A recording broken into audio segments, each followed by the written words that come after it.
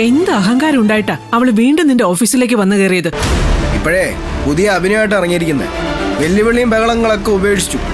Sentiments ആണ് പുതുതായിട്ട് പിടിച്ചിരിക്കുന്ന അടവ്. നിന്റെ ഏട്ടത്തിക്കാണെങ്കിലേ ഇപ്പൊ അവളോടൊരു ചെറിയ ചായ്വ് തോന്നി തുടങ്ങിയിട്ടുണ്ട്. അല്ല, നിന്റെ ഏട്ടന്റെ അഭിപ്രായം ശിവാനിയെ തിരിച്ച് ഇവിടേക്ക് കൊണ്ടുവരണമെന്ന് തന്നെയാ. അതൊക്കെ അവരുടെ ഇഷ്ടം.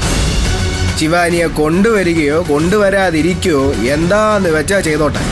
എനിക്ക് ഒരു എതിർപ്പുമില്ല. പക്ഷേ എനിക്ക് ജീവനുള്ളിടത്തോളം കാലം അവളിനി എൻ്റെ ഭാര്യയായിട്ട് ജീവിക്കാൻ പോകുന്നില്ല.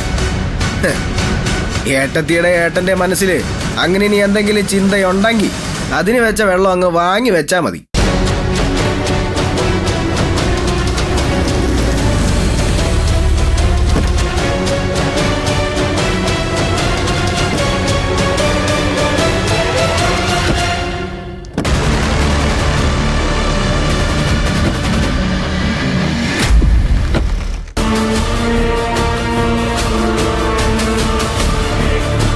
ഇതിലിപ്പോ ആലോചിക്കാനൊന്നുമില്ല. നിങ്ങൾ എന്തിനാ മടിച്ചു നിൽക്കുന്നേ? ആന്റി നേരെ ചെന്ന കാര്യം അവതരിപ്പിക്കുന്നത് ബുദ്ധിയല്ല. ആദ്യം ഞാനും നിധി അകത്തേക്ക് കയറാം. എന്തിന്? ഞാൻ അവരെ കാര്യങ്ങൾ പറഞ്ഞ് മനസ്സിലാക്കിക്കോളാം.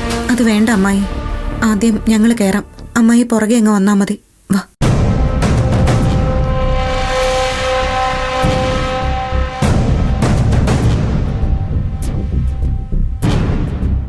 ശിവാനി കാണിച്ചു കൂടുന്ന കോപ്രായങ്ങളൊക്കെ അറിയുന്നുണ്ടല്ലോ രണ്ടുപേരും. അവൾ ഓഫീസിൽ വന്നിട്ടുണ്ടായിരുന്നു. ഏറ്റവും പുതിയ ഐറ്റം എന്നിറക്കി കളിക്കാൻ നോക്കിയത്. ഞാൻ ആദ്യമായിട്ട് ഇഷ്ടം പറഞ്ഞ ദിവസമാണെന്നുള്ള ഉടായിപ്പായിട്ടുള്ള ഷോയാ അവിടെ ഇറക്കിയത്.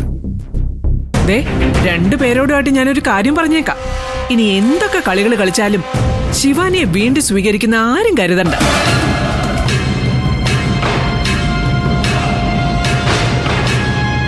ഇവരെന്തിനാ ഇപ്പൊ ഇങ്ങോട്ട് വന്നേ?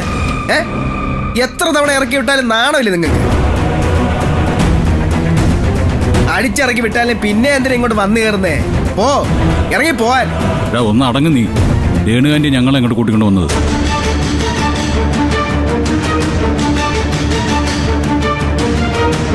രേണുക എന്തിനാ ഈ സമയത്ത് ഇങ്ങോട്ട് വന്നത്? ഇത് നമ്മുടെ പ്ലാനിങ്ങിന് ഇല്ലാത്ത രംഗമാണല്ലോ.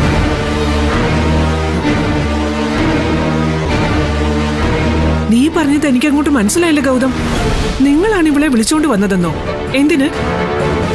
അമ്മേ, ഒരു പ്രശ്നമുണ്ട്. ശിവാനി വിഷം കഴിച്ച് ആത്മഹത്യ ചെയ്യാൻ ശ്രമിച്ചു. ശിവാനി ഇപ്പോ ഗുരുതരാവസ്ഥയിൽ ആശുപത്രിയിലാ. അപ്പോൾ വിഷം കഴിച്ചിട്ടും കാഞ്ഞു പോയില്ലല്ലേ? അതെങ്ങനെ ചാവുന്നേ? ഈ ഭൂമിയിൽ കിട്ടാവുന്നതിൽ വെച്ച് ഏറ്റവും കൊടിയ വിഷമല്ലേ അവളുടെ ഉള്ളിലുള്ളത്.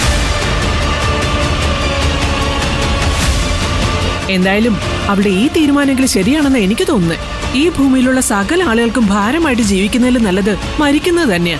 എന്താ ഇത്?